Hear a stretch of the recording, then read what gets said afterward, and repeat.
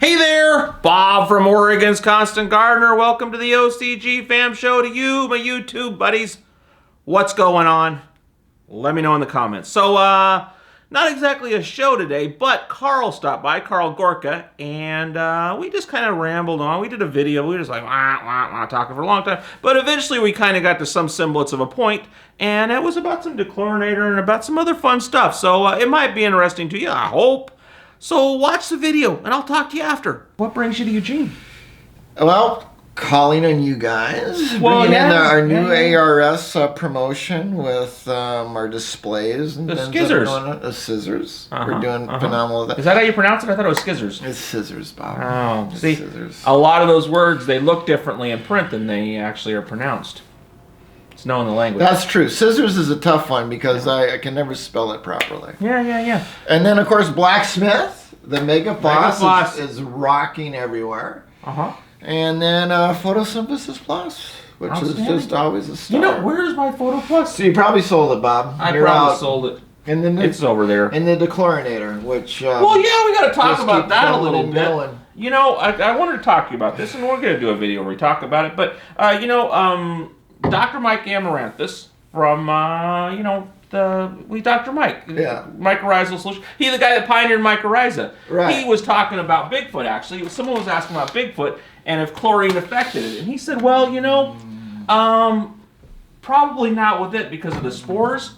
Although he was talking about, you know, when it is in its original state. And he said something that was interesting to me, though. He said that actually the chlorinated water is of value because it kills all the pathogens and the bad stuff that's in the water. But that if you can dechlorinate it after it's been chlorinated, he didn't say this, I'm saying this, you dechlorinate that after, it seems like a win-win. What do you think about that? If someone's got the chlorinated water, it's kind of cleaning it up with that chlorine, but getting rid of that chlorine because of the stuff. I'll shut up, you talk. Well, it's kind of like a domino effect, Bob, because the reason we have chlorine and chloramines is to basically eliminate contamination. That's in the drinking water. You know, that's what they've done years ago. They could have went with a better, healthier way, but that's what we have. There may have been other solutions, but that's the one they chose, and that's the one we're stuck with because of the institutional memory. So the chlorine, the bleach, if you will, because that's what it is. It's bleach. Chlorine, Clorox bleach. Yeah.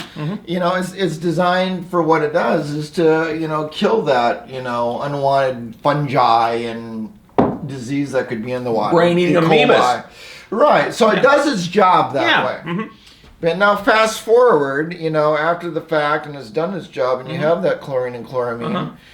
And I know with both cultured and Bigfoot, you know, in that Bacillus spore base that's present, the chlorine doesn't affect it, you know. Right. Both companies will tell you that. Yeah. But here's what to remember. Once everything's inoculated and say... It's in the soil and it's alive now. Yeah, it's come to life from the water and it's good to go. It's like a seed. I mean, you know, the Bacillus bacteria, the spore-based bacteria, if you will, it basically opens up like a seed, and then the colonies and microbes just start expanding. They're happy and they're loving life. Well, then it's time to protect that. Right. You know, the web that's going into the soil, the root zone. So that's where the chlorinator comes into play. It has a place. And again, we've talked, it's not a chemical. It's just a chemical reaction, you know. Right. Turns that chlorine into chloride. It's chemistry, but not a chemical. Right. So it has a huge value, and it's very inexpensive, and it safeguards your grow. You can't go wrong with that. No, you can't. Very cool, Carl. It's a beautiful thing. What do you got planned for the next couple of weeks? What are you doing? Southern Oregon. Southern Oregon. Going over to Bend, going over to Klamath Falls, and we're going down to Southern Oregon. I was going to talk to you about that, Carl. Yeah. You don't have to do it on my show, but I think you should do a show where you go around and go to all these places, all the people you meet up with. Oh, that would be wonderful. And say hey to them. It would be like a show. Lots of wonderful people. You put your arm around him, hold the camera up, and say hey, and say this is Jimmy Joe from Joe's Grow Supply in Puxatawny, and what do you got going? And he'd say something, and people would find that fascinating. I just wanted to say that. I think you're a cool dude. I think you should do something with that. Anyway. All right.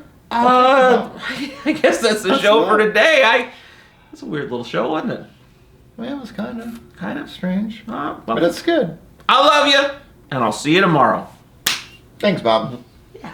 Okay, that was fun. I hope you found that informative or at least interesting. That's the show for today. I love you, and I'll see you tomorrow. The OCGFAM show, it's pretty good. It happens every day. It's the OCGFAM show. See you tomorrow. What are you drinking there, Carl? A synergy. That looks awful.